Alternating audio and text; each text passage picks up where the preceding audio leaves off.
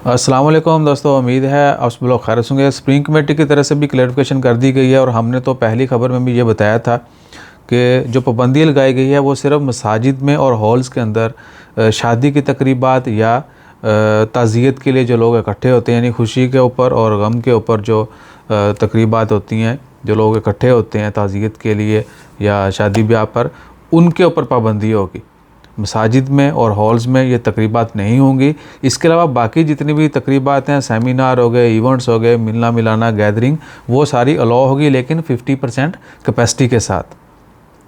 तो ये clarification spring committee की तरफ से दोबारा कर दी गई है, क्योंकि सोशल मीडिया के ऊपर तंबाकू और आपको पता ही है फिर चलता सब कुछ, तो बाकी इवेंट्स के ऊपर पाबंदी नहीं है, सिर्फ इन दो के ऊपर है। फनरल्स और क्या कहते हैं, ताज़ियत के लिए, फातिहा ख़्वानी के लिए जो लोग आते हैं हॉल्स के अंदर या मसाजिद के अंदर, यहाँ पर मोस्टली जो है शादी और ताज़ियत जो है वो मसाजिद के अंदर ही बैठ के की जाती है, तो इसलिए जो है उनके ऊपर पाबंदी होगी। बाकी बाहर हर तरह के इवेंट्स जो हैं इन दो के अलावा ओपन रहेंगे, चलते रहेंगे, लेकिन 50% कैपेसिटी के साथ। और जो हॉल्स होंगे, जो भी प्लेसेस होंगी, वहाँ पर प्रिकॉशनरी मेजर्स हैं उनको 100% यकीनी बनाया जाएगा, हर बंदा सेफ्टी मेजर्स को फॉलो करेगा।